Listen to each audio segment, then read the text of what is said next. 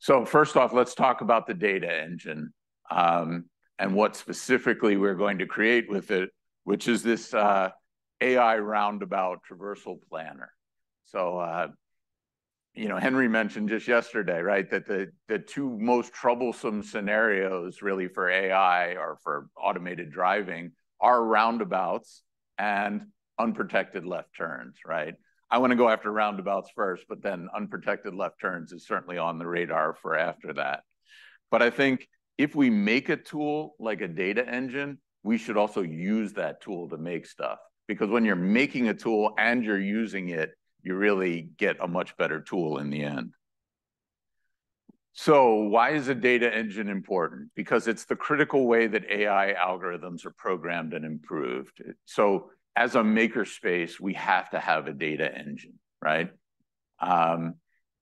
It's a building block for all the other projects. And when a data engine is fully automated, and I'll talk about the data engine in the next slide, it can run at computer speeds and run 24/7, right? If we sort of remove the human bottlenecks from the data engine loop, it can be tremendously efficient, and you can create new capabilities, new algorithms, new features in really, really record amount of time. So here's the data engine. So basically, it's a continuous cycle that we go through to make our AI algorithms better. And we could start at any point on here and go around. I'm going to start with, we have some algorithms. We want to see how they do in our fleet. So we deploy them in shadow mode in all of our vehicles. Shadow mode just basically means the algorithm is running, but it's not taking action. So like we could have an AI roundabout planner running, but a driver would actually be driving. And then we would compare how well did our AI algorithm match what the driver actually did, right? And so we can use that data then to have triggers to say where there are differences, capture that data and send it back to us. And where we have near misses, tell us about that. Or if the feature aborts or the driver takes over, or some of our detections are flickering, or we see disagreements between the map says there's a stop sign there, but our sensor didn't say there was a stop sign there, right? All those things are triggers that we will have running in the fleet that will give us data that'll be sent back, and we will then triage that data. The quality assurance team will look through that and say, this is a real issue, this is not a real issue. And where we find issues, then we will fix those issues, and we will load that data back into an evaluation data set, which we will use later on when we get back to this testing point here. An example that I like to use is about 3 years ago, Tesla started slowing down for Burger King signs because the Tesla vehicle saw the Burger King sign and misidentified it as a stop sign.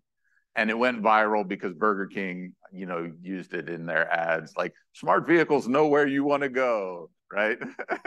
Which I thought was really cool, kind of funny. But, in that case, like say you get information back that says, oh, we've got this problem with whoops. It's not intended. Okay, so say we got this problem with the Burger King signs. Let's go out and mine our data and go out and set new triggers to say, capture all the instances of Burger King signs and stop signs, because we have a problem there. We need to gather that data, label it, and retrain. So we go and we mine the fleet for similar data. And then because we want to do auto labeling, we need to retrain a large offline model. The reason we want to do auto labeling is because it takes the human labelers out of the loop, right? Anybody who's done labeling knows that when you have a data set and you send it off to the labelers, it's months. And it's hard work. It's grueling work to be a labeler. And so there ends up being quality errors. And so really what we want to do is be able to auto label. So what we do is we retrain a really big, very capable offline model. So this is a model that only runs with cloud compute. It's not going to ever run on the vehicle, but this is a much better model than the one that'll run on our vehicle.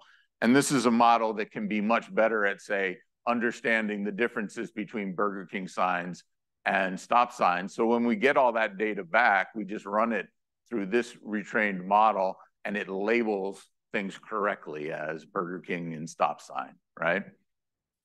And so then what we get is this large, diverse, annotated training data set, which is the thing that, you know, our models, our AI models that are going to run on the vehicle need.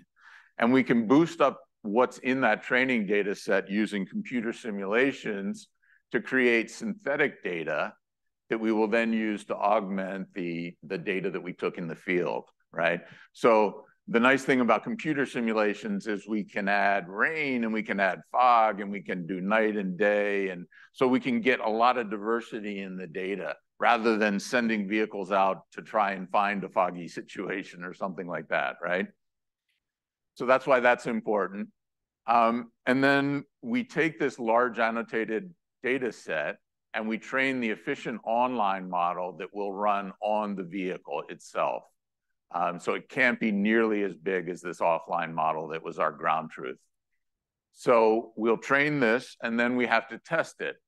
So the first thing we'll do in testing is we'll take our computer simulations with the new algorithm and we'll run full closed loop simulations with probably relatively ideal sensors. And we'll mainly test our decision-making algorithms in this full closed loop simulation. Then we'll go back and we'll take our actual data logs from the vehicle and we'll run those through our algorithms to make sure that our perception algorithms are still perceiving all the things that they're supposed to do right and we haven't introduced any new errors.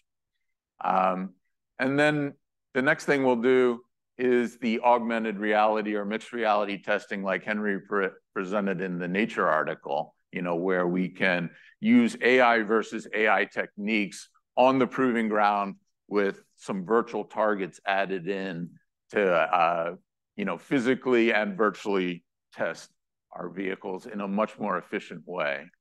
And so this is what I'm talking about in terms of creating the data engine. You know, it's not like we said, we have a data set, right? That's not really what is the end game here. The end game is actually having this entire data engine running. So that's